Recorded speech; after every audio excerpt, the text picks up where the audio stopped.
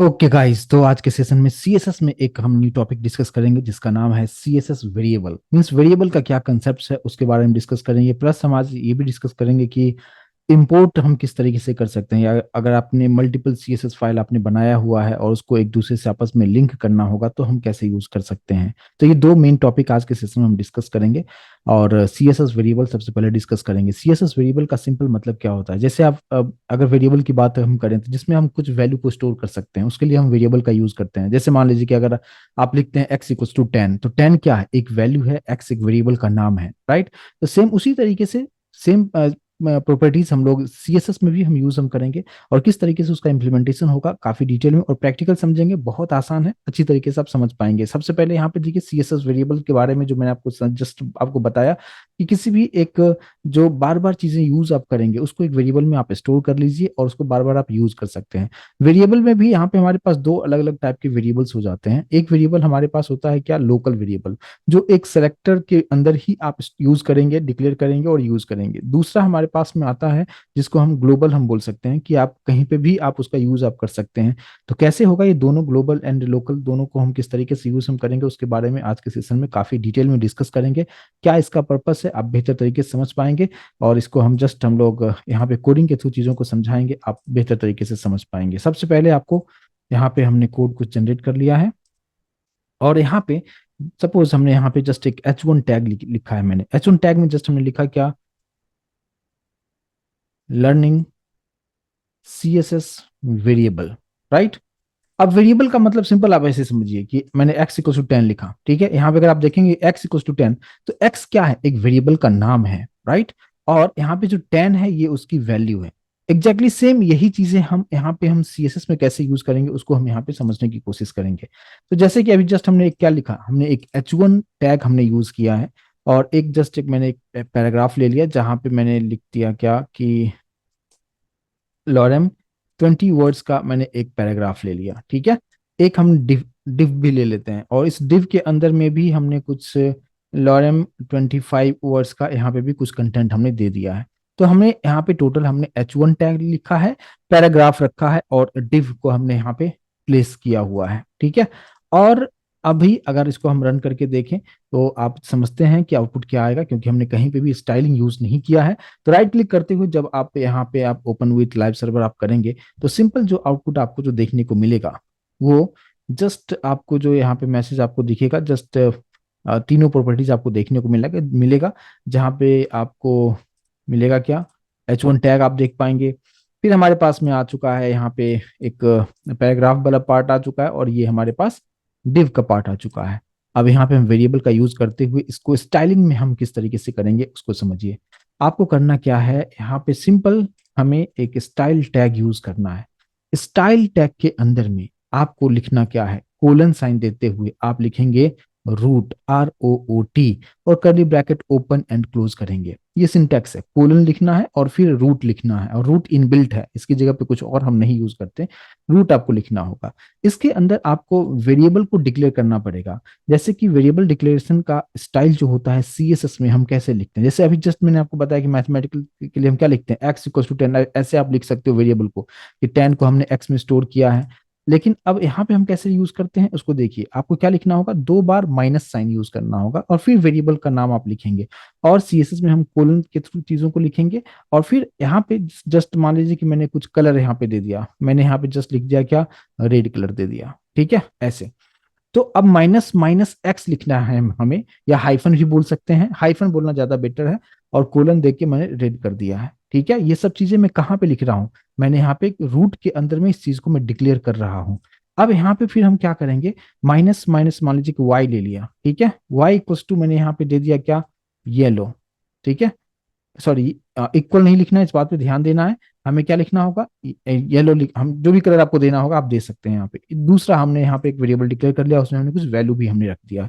एक और रखते हैं, माइनस माइनस जेड लिखा, और कोलन देते हुए मैंने यहाँ पे दे दिया क्या, यहाँ पे एक और कलर मैं यूज कर लेता हूँ क्या, सियान कलर यूज कर लिया।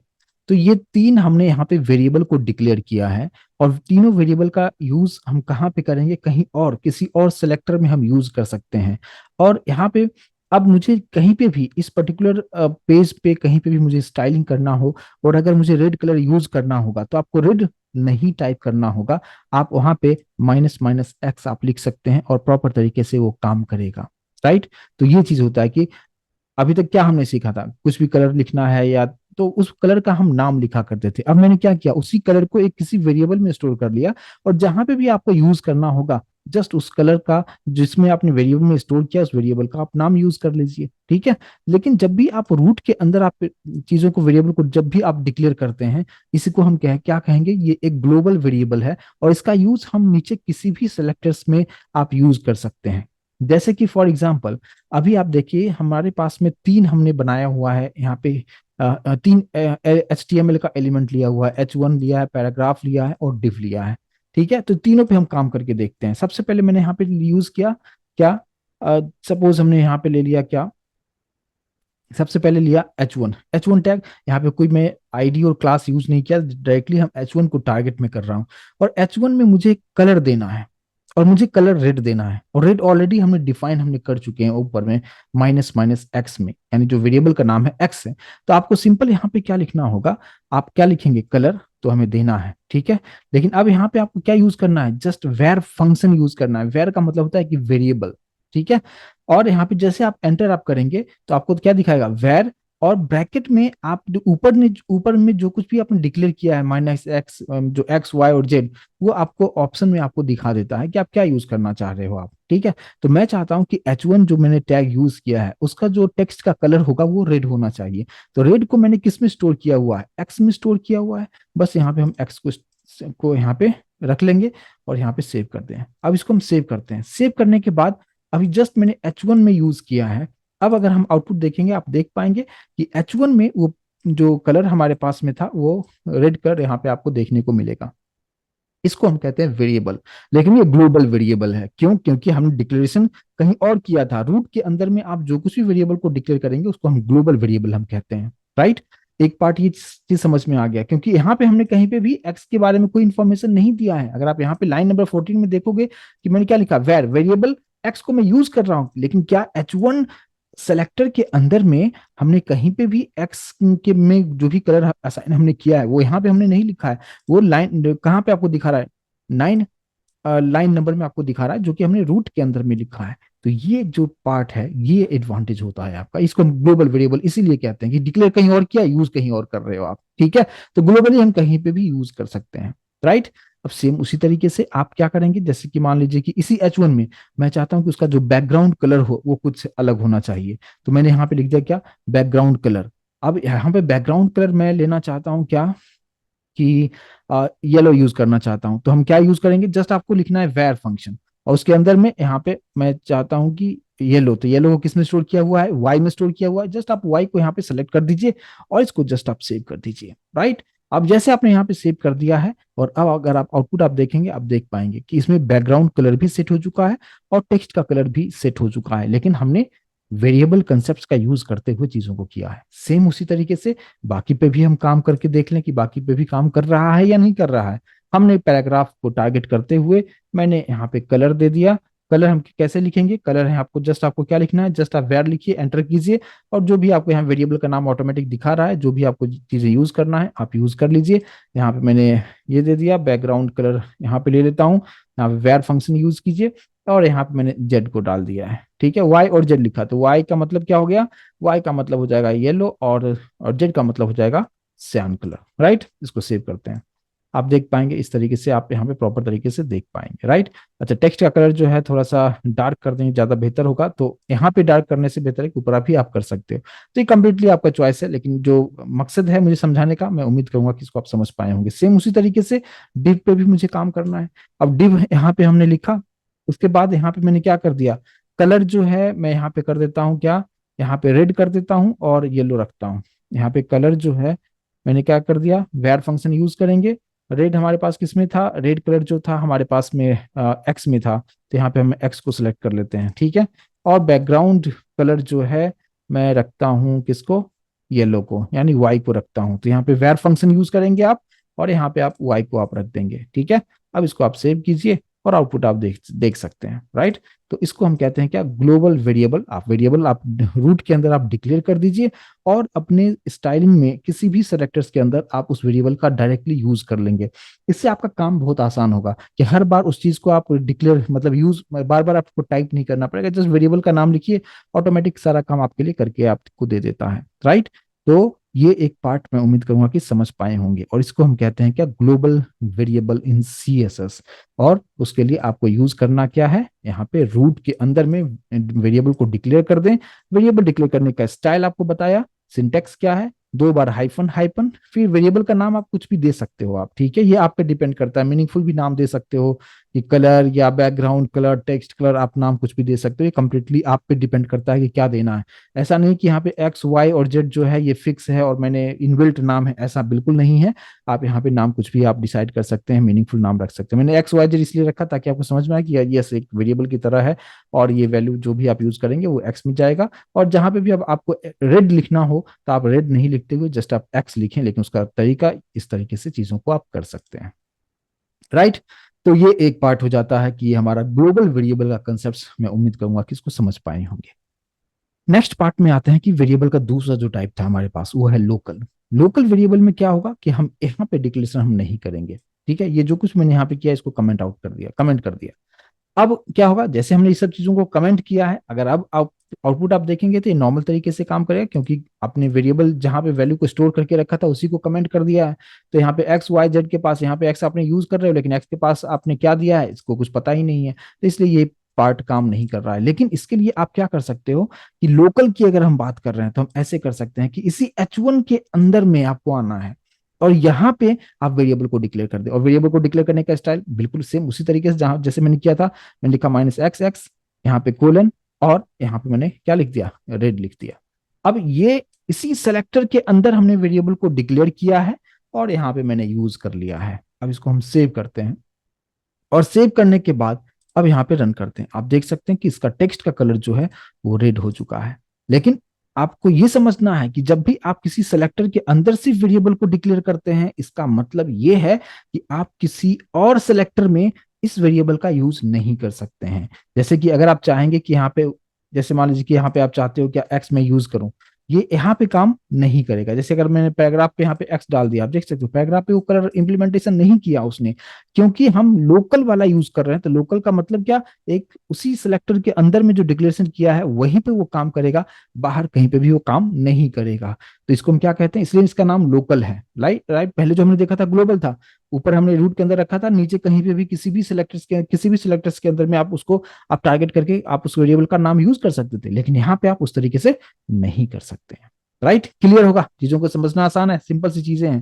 तो ये इसको हम क्या कहेंगे, इसको हम कहेंगे लोकल वेरिएबल। तो ये जो वेरिएबल हमारे पास हो गया लोकल वेरिएबल। सेम उसी तरीके से अगर मान लीजिए कि मुझे क्या करना है, यहाँ पे ये मैंने यूज कर दिया, ठीक है। अगर यहाँ पे मुझे सपोज यूज करना है तो हमें फिर से डिक्लेयर करना होगा। जैसे मान लीजिए मैंने वाई डिक्लेयर कर लिया, वाई कोलन, और यहाँ पे मैंने कर दिया ग्रीन कलर, ठीक है। और यहाँ पे मैं यूज कर देता हूँ क्या, वाई हमें लिखना होगा, क्योंकि यहाँ पे डिक्लेरेशन मैंने किया है। लाइन नंबर 19 पे फोकस कीजिएगा, डिक्लेरेशन मैंने कर दिया कि वाई के पास कौन सी वैल्यू है, ग्रीन है। तो आप जस्ट यहाँ पे कलर में आप क्या लिखोगे, यहाँ पे माइनस माइनस वाई आप लिखोगे, और फिर अगर आप सेव करते हो तो ग्रीन कलर जो है पैराग्राफ आपको यहाँ पे देखने को मिलेगा। दिख रहा है ग्रीन कलर, थोड़ा सा दिख रहा है, मैं थोड़ा सा जूम करके दिखाता हूँ तो आपको समझ में आएगा। दूसरा कलर में डाल देता हूँ तो आपको और बेहतर तरीके से समझ में आ जाएगा। इसको मैं कर देता हूँ ये वाला कलर, ब्लू कलर, ठीक है, आप देख पाएंगे, ठीक है। तो इस तरीके से आप यहाँ पे इसका यूज आप कर सकते हैं।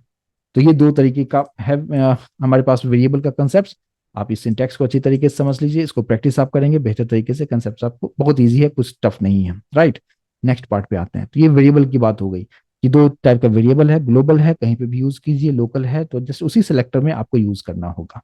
नेक्स्ट पॉइंट पे हम लोग आते हैं जिसको हम कहते हैं क्या, इंपोर्ट वाला एक पार्ट आता है। इंपोर्ट का मतलब क्या होता है कि किसी दूसरे जगह से किसी भी चीज को आप मंगवाते हो उसको क्या कहते हैं, इंपोर्ट करना कहते हैं, ठीक है। जैसे इंडिया किसी चीज को इंपोर्ट कर रहा है किसी दूसरे कंपनी से, दूसरे कंट्री से इंपोर्ट कर रहा है, मतलब दूसरे कंपनी देश से कुछ चीजों को मंगा रहा है। हम यहाँ से इंडिया से किसी चीज को बाहर भेज रहे हैं तो उसको एक्सपोर्ट कर रहे हैं, राइट। तो हम यहाँ पे इंपोर्ट वाला जो पार्ट है, यहाँ पे हमारे पास में सीएसएस में इंपोर्ट का भी कंसेप्ट हमें यूज करना है। तो कैसे है, कंसेप्ट को समझते हैं। सबसे पहले यहाँ पे अभी जो कुछ भी हमने लिखा हुआ है सारा कहानी को मैं यहाँ से निकाल देता हूँ, राइट। और फिर से हम कंप्लीट फ्रेश कोड हम बनाते हैं ताकि बिल्कुल भी उस टॉपिक और इस टॉपिक में कंफ्यूजन ना हो। अब यहाँ पे मैंने क्या रखा, सिंपल सा सेम वही सब चीज रखता हूँ। मैंने H1 टैग ले लिया और यहाँ पे मैंने दे दिया क्या, learning at the rate import concepts in CSS। ये मैंने H1 टैग में डाल के रखा है। एक पैराग्राफ ले लिया, एक हमने पैराग्राफ ले लिया, पैराग्राफ में कुछ हमने लॉरेम 20 वर्ड्स का यहाँ पे ये रख दिया। तो एक H1 हो गया, एक पैराग्राफ हो गया। सेम उसी तरीके से एक डिव भी ले लेते हैं और इस डिव के अंदर में लॉरेम 25 वर्ड्स का, इसके पास भी हमने चीजों को रख दिया है। सेम वही सब चीजें हैं, आप यहाँ पे आउटपुट आप देख पाएंगे। सिंपल सा चीजें हैं, कहीं पे भी मैंने कोई स्टाइलिंग को ऐड नहीं किया है।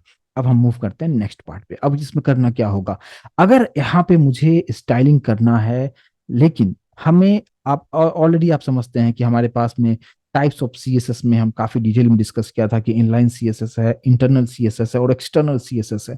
तो जब भी इंपोर्ट की बात आती है तो आपको एक्सटर्नल CSS पे काम करना होता है, और मैंने आपको हमेशा रिकमेंड किया कि एक्सटर्नल CSS सबसे बेस्ट होता है। एग्जांपल के तौर पे मैं अभी आपको चीजों को एक्सप्लेन कर रहा हूँ, इसलिए मैंने जस्ट इनलाइन, मैंने मतलब ऑलमोस्ट हमने हर प्रोग्राम में मैंने आपको इंटरनल CSS पे काम किया ताकि एक ही पेज पे चीजें करूँ और आपको समझाने में आसान होगा मुझे।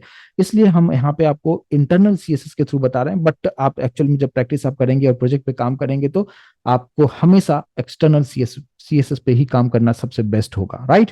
तो यहाँ पे जो इंपोर्ट का जो कंसेप्ट यहाँ पे आता है वो हमें यूज करना है एक्सटर्नल CSS के लिए।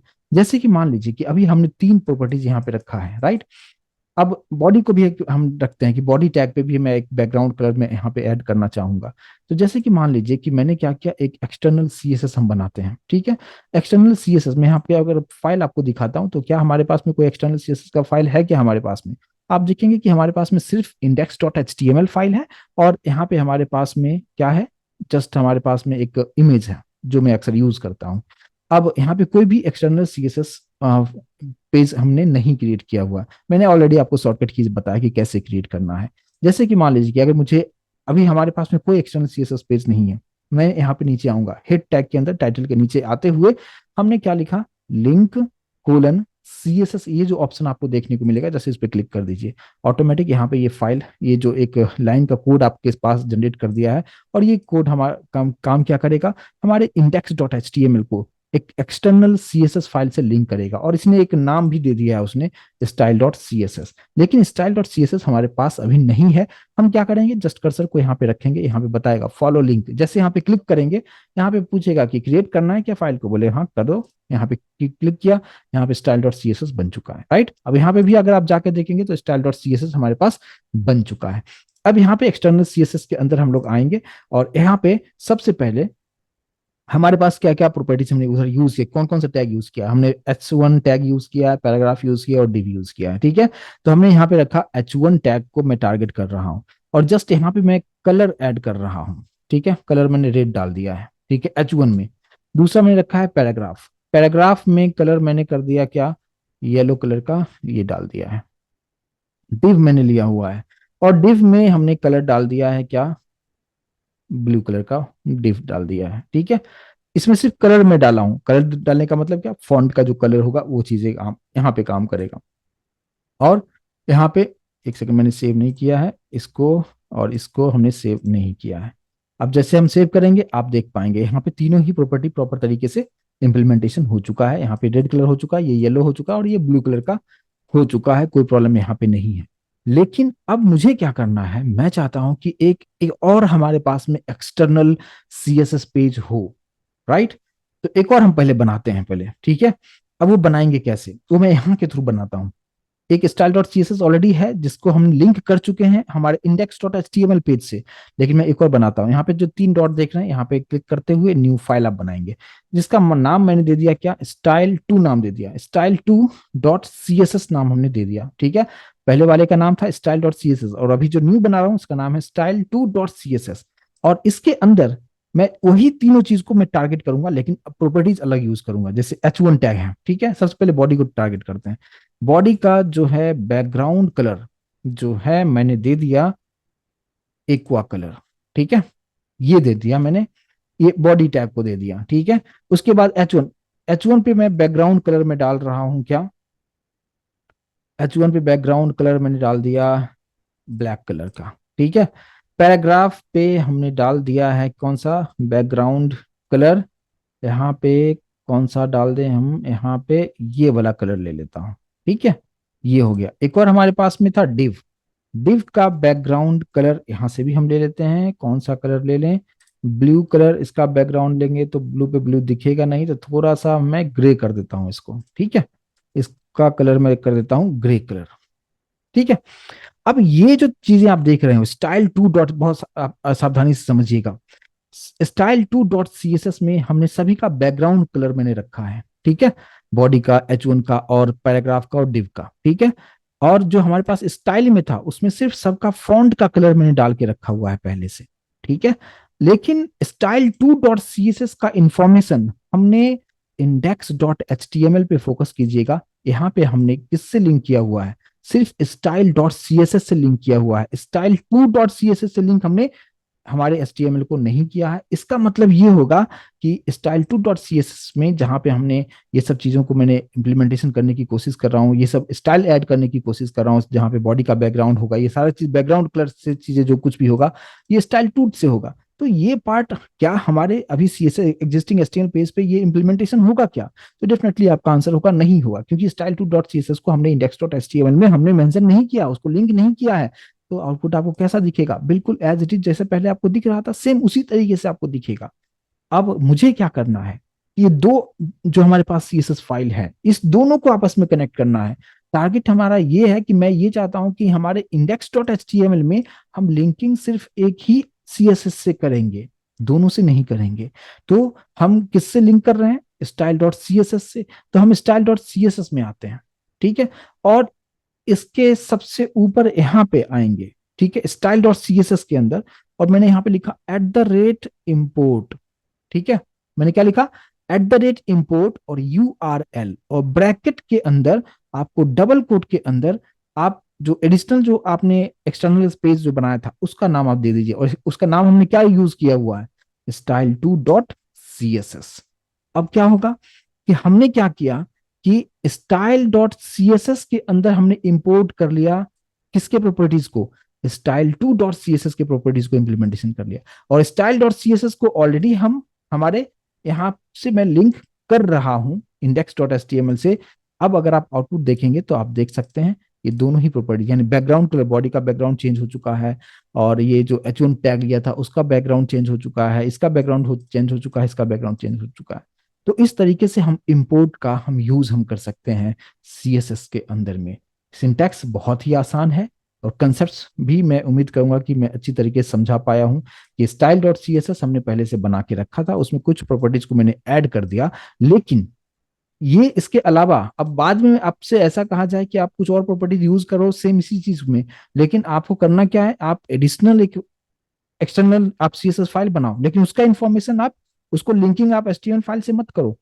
CSS को आपस में CSS से कैसे हम लिंक करेंगे, तो हम यहाँ पे @import URL आप अच्छा याद आपको करने की जरूरत नहीं है। अगर आप ये यूज करते हो आपको क्या लिखना है, देखो @import सर जस्ट लिखना है, जैसे आप एंटर करोगे ऑटोमेटिक इंपोर्ट के बाद URL और ब्रैकेट सब आ जाएगा, और ब्रैकेट के अंदर डबल कोट के अंदर में कौन से पेज का जो CSS फाइल है उसको यहाँ पे इंपोर्ट करना चाहते हो, जस्ट उस पेज का आप नाम जैसे आप नाम लिखोगे ऑटोमेटिक इंटेलिजेंस भी नीचे आपको दिखा देगा, और जस्ट इसको सेव करोगे। तो आप देखिए कि index dot H T M L जो हमारे पास में था, यहाँ पे मैंने किसके साथ लिंक किया हुआ है, सिर्फ हमने लिंक किया हुआ है हमारे किसके साथ, हमने यहाँ पे किसके साथ लिंक किया, style dot C S S के साथ हमने लिंक किया हुआ है, लेकिन हमने स्टाइल टू के साथ नहीं लिंक किया हुआ है। राइट, तो स्टाइल टू को मैंने यहाँ पे इंपोर्ट कर दिया है। और आप यहाँ पे जो हमने इंपोर्ट किया है, यहाँ पे हो सकता है कि आप मल्टीपल एक्सटर्नल पेजेस भी आप बना सकते हैं। राइट, जैसे मान लीजिए आपने एक और आप बना के देखिए style three dot C S S, उसमें कुछ प्रॉपर्टीज को आप ऐड कर दीजिए, उसको भी फिर से आपको यहाँ पे ऐड करना होगा। फिर से आप @import आप डालिए, और आप जो आपने पेज बनाया है style three dot C S S आप वहां पे ऐड कीजिए, तो उसका भी प्रॉपर्टीज यहाँ पे आ जाएगा, और यहाँ का ऑलरेडी हमने यहाँ पे लिंक किया हुआ है, उसके साथ वो लिंक हो जाएगा। तो आप एक एक्सटर्नल को आप आपस में कनेक्ट कर रहे हैं या मल्टीपल कर रहे हैं, कैसे भी आप करना हो आप कर सकते हैं, लेकिन @import आपको यूज करना जरूरी है। यहाँ पे मैंने उसके बारे में आपको बताया, तो इस तरीके से मल्टीपल आप इंपोर्ट करके आप इस तरीके से लिंकिंग कर सकते हैं। क्लियर, तो ये दो पार्ट काफी इंपोर्टेंट पार्ट है, और सिंपल थोड़ा सा लॉजिकल पार्ट है, समझना है। और ये वेरिएबल का कंसेप्ट और ये इंपोर्ट का कंसेप्ट मैं उम्मीद करूंगा कि इसको आप समझ पाए होंगे, राइट। और ये जो अभी मैंने आपको जो नोट्स आपको बताया है, ये नोट्स भी आपके साथ शेयर कर दूंगा कि सीएसएस वेरिएबल्स क्या है। बस वही जो जो कुछ भी मैंने यहाँ पे आपको एक्सप्लेन किया है, बस वही सारा कहानी मैंने यहाँ पे सिंटैक्स पूरा लिख दिया है कि क्या क्या चीजें आप यूज करेंगे, राइट। दोनों के बारे में आपको बताया हुआ, एग्जाम्पल्स भी मैंने यहाँ पे कुछ रखा हुआ है, उसको आप लोकल वेरिएबल्स का एग्जांपल्स कैसे यूज करेंगे, ग्लोबल वेरिएबल्स कैसे यूज करेंगे, ऑलरेडी अभी बताया है। बस वही सब एग्जांपल्स को मैंने यहाँ पे आपके लिए करके रखा है। इंपोर्ट का क्या रूल है वो भी मैंने अभी आपको बताया कि किस तरीके से हम इंपोर्ट करेंगे और किस तरीके से यहाँ पे यूज करेंगे। तो ये पूरा प्रैक्टिकली मैंने करके आपको दिखाया है, राइट। एक छोटा सा टॉपिक और हम इसमें देख लेते हैं, जिसको हम कहते हैं क्या, सीएसएस लिस्ट स्टाइलिंग। लिस्ट के बारे में ऑलरेडी आप अच्छी तरीके से समझते हैं कि जब हम एचटीएमएल डिस्कस कर रहे थे, आपको ऑर्डर्ड लिस्ट अनऑर्डर्ड लिस्ट के बारे में काफी डिटेल में आपको बताया था, राइट। तो यहाँ पे भी हम उसको भी स्टाइलिंग हम कर सकते हैं, जैसे हमने आपको टेबल बताया था, टेबल एचटीएमएल में भी डिस्कस किया था, और सीएसएस में जस्ट मैंने उसी टेबल को स्टाइलिंग करके थ्रू आपको उस टेबल को काफी बेहतर आपको डिजाइन करके आपको दिखाया था। सेम उसी तरीके से आप यहाँ पे भी सीएसएस के थ्रू आप अपने लिस्ट को स्टाइल कर सकते हैं। जैसे कि यहाँ पे देखिए क्या करेंगे, जैसे कि ये सब प्रॉपर्टीज आपको यूज करना है, लिस्ट स्टाइल टाइप, बहुत सिंपल सी एग्जांपल्स मैं आपको यहाँ पे आपको के थ्रू चीजों को बताने की कोशिश करूंगा। ये सारा चीज मैं यहाँ से निकाल देता हूँ और यहाँ पे फ्रेश कोड आपके लिए रखता हूँ, और ये हमारा जो कोड होगा, ये यहाँ पे लिस्ट को समझाने की मैं कोशिश करूंगा, लिस्ट में स्टाइलिंग को कैसे ऐड करेंगे यूजिंग सीएसएस। हमने सबसे पहले ले लिया यूएल, यानी इस यूएल का मतलब क्या, अनऑर्डर्ड लिस्ट। उसके अंदर हमें लेना है लिस्ट, कितना लिस्ट चाहिए, 5, तो 5 रखिए, एंटर कीजिए, और कुछ इस तरीके से आ चुका है। यहाँ पे मैंने जस्ट सिटी का नाम दे दिया, पुणे, मुंबई, दिल्ली, कोलकाता, नागपुर, है ना, ये सब लिस्ट मैंने डाल दिया। यूएल अगर आप यूज करते हैं तो आप जानते हैं उसमें नंबर नहीं आता है, अनऑर्डर्ड लिस्ट होता है। आउटपुट अगर आप देखेंगे तो कुछ इस तरीके से आप आउटपुट यहाँ पे देख पाएंगे, राइट। जहां तक हमने एचटीएमएल में देखा था, हम लोगों को अगर इसमें कुछ और भी चेंजेस करना होता तो टाइप यूज किया करते थे, लेकिन अभी जस्ट मैंने आपको क्या बताया कि आप यहाँ पे स्टाइलिंग आप इस तरीके से भी कर सकते हैं, लिस्ट स्टाइल टाइप के थ्रू। तो कैसे करेंगे, यहाँ पे आपको क्या करना है, एक क्लास ऐड कर दीजिए, क्लास इक्वल्स टू, मैंने सपोज कुछ भी नाम दे दिया, ए दे दिया नाम, ठीक है। और फिर हम यहाँ पे इंटरनल सीएसएस यूज कर रहा हूँ फिलहाल, ठीक है। स्टाइल टैग के अंदर में हम टारगेट किसको करेंगे, ए को, और ए क्या है, क्लास है, तो क्लास होता है तो डॉट यूज करेंगे, तो डॉट ए कुछ इस तरीके से लिखेंगे, लिस्ट स्टाइल टाइप, ठीक है। मैंने क्या लिखा, LST, list style type, enter आप कीजिए। आप यहाँ पे डिस्क चाहिए, सर्कल चाहिए, स्क्वायर चाहिए, ये सब टाइप ऑलरेडी हम एचटीएमएल में भी डिस्कस कर चुके थे, लेकिन यहाँ पे आप कुछ इस तरीके सीएसएस में कर सकते हैं, ठीक है। जैसे मैंने यहाँ पे लिख दिया सर्कल, जैसे हमने सर्कल यहाँ पे लिखा, आप यहाँ पे देखेंगे ये सर्कल बन चुका है। मैं थोड़ा सा जूम कर देता हूँ, ठीक है। ये यहाँ पे सर्कल आप देख पाएंगे बन चुका है। तो इस तरीके से सीएसएस में आप इस चीज को आप बेहतर तरीके से कर सकते हैं। सेम उसी तरीके से मैंने यहाँ पे सर्कल यूज किया, आप यहाँ पे डिस्क यूज कर सकते हैं, ये भी है डिस्क, वही पहले वाला जो ये बुलेट जो आता है, बोल्ड बिंदी, वो आप यहाँ पे कर सकते हैं। आप यहाँ पे स्क्वायर आप यूज कर सकते हैं। तो सिंपल सी चीजें हैं, बस सीएसएस के थ्रू कैसे करना है वो जस्ट मैंने आपको यहाँ पे बताया। तो ये अनऑर्डर्ड लिस्ट के अंदर में ये चीजें आप इस तरीके से कर सकते हैं। लेकिन अगर हमारे पास में अनऑर्डर्ड हो, यानी ऑर्डर्ड लिस्ट हो, इसी को मैं यूएल को मैं जस्ट यहाँ पे ओएल कर देता हूँ, ठीक है। यूएल को मैंने क्या कर दिया, ओएल कर दिया। अब यहाँ पे क्या हो जाएगा, ओएल जैसे मैंने यहाँ पे किया है, तो यहाँ पे लिस्ट स्टाइल के अंदर में हम लोग आते हुए हम लोग यहाँ पे क्या लिख देंगे, मान लीजिए कि मैंने कर दिया क्या, अपर अल्फा। अपर अल्फा का मतलब क्या, नंबरिंग तो होगा, यानी ABCD कैपिटल में कुछ इस तरीके से आएगा, तो उसको कहेंगे क्या, अपर अल्फाबेट रहेंगे। लेकिन आपको यहाँ पे प्रॉपर्टीज का यूज करना है, अपर अल्फा आपको बताना है, ठीक है। उसी तरीके से आपके पास ऑप्शन आ जाता है क्या, अपर देखो लैटिन है और रोमन है, ये सब अलग अलग ऑप्शन है, यहाँ पे यूज आप कर सकते हो आप, ठीक है। तो जैसे मैंने अपर यूज किया है, सेम उसी तरीके से हमारे पास में क्या आ जाएगा। अच्छा, एक और चीज हमारे पास में यहाँ पे था अपर में ही, अपर में आप यहाँ पे लैटिन भी यूज कर सकते हो। इस तरीके से लैटिन में मतलब वही चीजें आता है आपका, जो अपर वाला जो आता है वही सेम चीज आता है।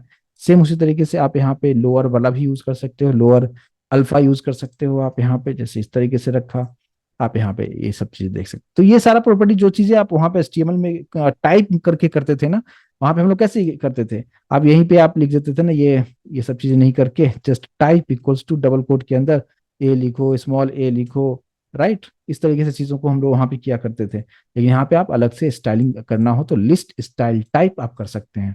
इसका बैकग्राउंड कलर वगैरह चेंज करना हो तो इसी के अंदर में आप सब चीजों को कर सकते हो ना। यहाँ पे जैसे क्लास ए हमने लिख दिया है, अब इसको थोड़ा सा मुझे स्टाइलिंग करना होगा तो हम कैसे कर सकते हैं, यहाँ पे यहाँ पे मैंने बैकग्राउंड कलर डाल दिया, कुछ एक्वा कलर डाल दिया। इसको हम सेव करते हैं।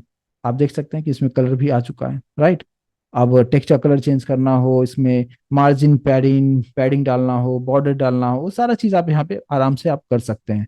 तो ये होता है कि आप लिस्ट में भी आप सारा चीज को आप कर सकते हैं, यानी जो भी काम आपने HTML में जितने भी चीजों को सीखा था, उसमें कुछ भी स्टाइलिंग को ऐड करना होगा तो आप यहाँ पे CSS के थ्रू इस तरीके से चीजों को कर सकते हैं। तो ये चीजें मैं उम्मीद करूंगा कि इसको आप समझ पाए होंगे। तो आज के सेशन में हमने 3 अलग अलग टॉपिक के बारे में डिस्कस किया। सबसे पहले आपको बताया मैंने कि वेरिएबल किस तरीके से यूज होता है। 2 टाइप का वेरिएबल हमारे पास में था, ग्लोबल एंड लोकल, दोनों का क्या रूल रेगुलेशन था मैंने आपको एक्सप्लेन कर दिया। फिर उसके बाद हमने देखा इंपोर्ट का क्या कंसेप्ट था, 2 अलग अलग एक्सटर्नल CSS बनाए हो, उसको किस तरीके से आपस में लिंक करेंगे उसके बारे में बताया। और फिर यहाँ पे आप लिस्ट को किस तरीके से स्टाइलिंग करेंगे इसके बारे में मैंने आपको यहाँ पे आपको एक्सप्लेन किया। आई होप कि इस कंसेप्ट को समझ पाए होंगे। प्लीज इसको आप प्रैक्टिस करके आप देखिए, बहुत सिंपल सा टॉपिक था लेकिन इंपॉर्टेंट पॉइंट था। इसको एक बार प्रैक्टिस कर लेंगे, बेहतर तरीके से समझ पाएंगे। और बस आज के लिए बस इस सेशन में इतना ही रखते हैं, और फिर नेक्स्ट सेशन में आगे का पार्ट हम डिस्कस करेंगे। यहाँ तक क्लियर है? प्लीज एक बार कंफर्मेशन जरूर दीजिए।